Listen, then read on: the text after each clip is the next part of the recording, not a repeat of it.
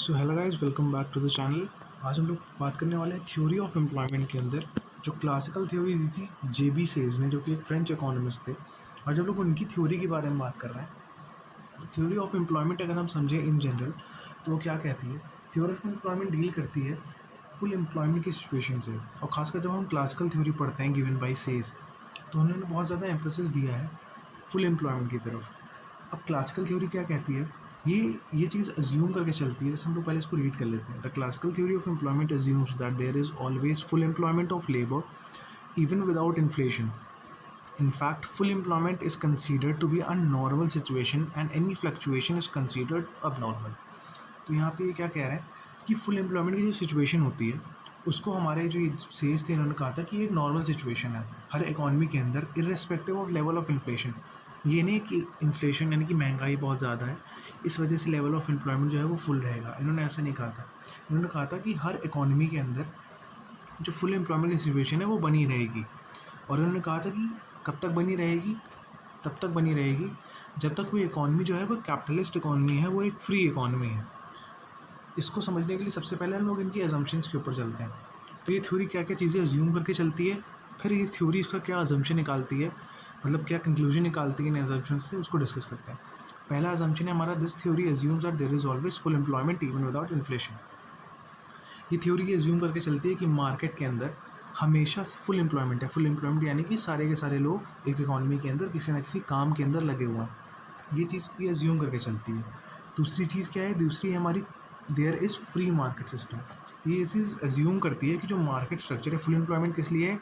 क्योंकि market structure जो है वो फ्री है, यानी कि कोई भी आसानी से आकर के ट्रेड कर सकता है, कोई भी अपना सामान बेच खरीद सकता है, कोई भी बिजनेसमैन बन सकता है।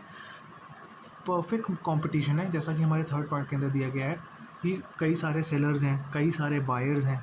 तो ऐसे नहीं कि किसी की मोनोपोली बनी हुई है या सरकार सब पे कंट्रोल करके रखती है। फिर चौथा आता है लेसेस फेयर।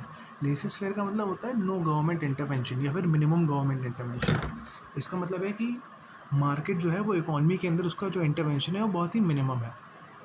फिर पांचवा आता है कि wages and prices are flexible. Wages यानी कि जो लेबर्स हैं, जो एम्प्लॉयड हैं, उनकी वेजेस जो है दिहाड़ी, उनकी सैलरी वगैरह जो है वो फिक्स्ड है, मतलब सॉरी फ्लेक्सिबल है। एंड सेम प्राइसेस के साथ में भी है कि गुड्स की जो प्राइसेस हैं वो भी जो है वो हमारी फ्लेक्सिबल है। फिर छठा जो सबसे इम्पॉर्टेंट आता है, जो कि इन्होंने अपनी तरफ से एक रूल दिया था कि supply creates its own demand. यहाँ पे चलिए इसको पढ़ लेते हैं। It is assumed that if there is any fluctuation in the level of employment, it is due to the government intervention. This is the view of classical economists that there is no possibility of employment in an independent and capitalist market. वही चीज़ इन्होंने क्या consumption, क्या हमारा conclusion निकाला assumption से?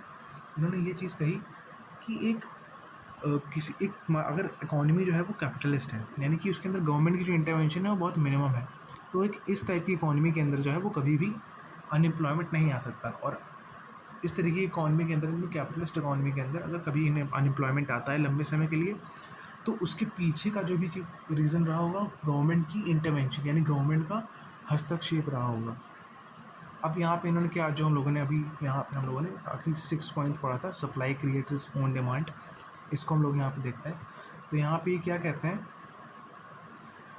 इन्होंने बताया कि by this he meant that every supply of output creates an equivalent demand for output।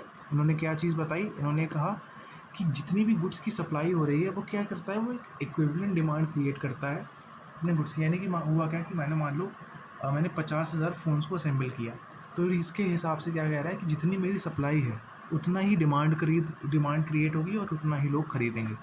तो ये काफ़ी इन्होंने उलझी हुई सी एक थ्योरी दी थी एम्प्लॉयमेंट से रिलेटेड, जिसको बाद में काफ़ी क्रिटिसाइज़ भी किया गया। अब देखते हैं कि इन शॉर्ट ही क्या कहना चाहते थे। इन्होंने अपनी थ्योरी को समराइज़ किया कि एक ऐसी इकॉनमी जिसके अंदर गवर्नमेंट का इंटरवेंशन लगभग ना के बराबर है, मोनोपलीज़ नहीं है, कोई भी आराम से आकर के ट्रेड कर सकता है, एक ऐसी इकॉनमी के अंदर हमेशा फुल एम्प्लॉयमेंट की ही सिचुएशन रहेगी।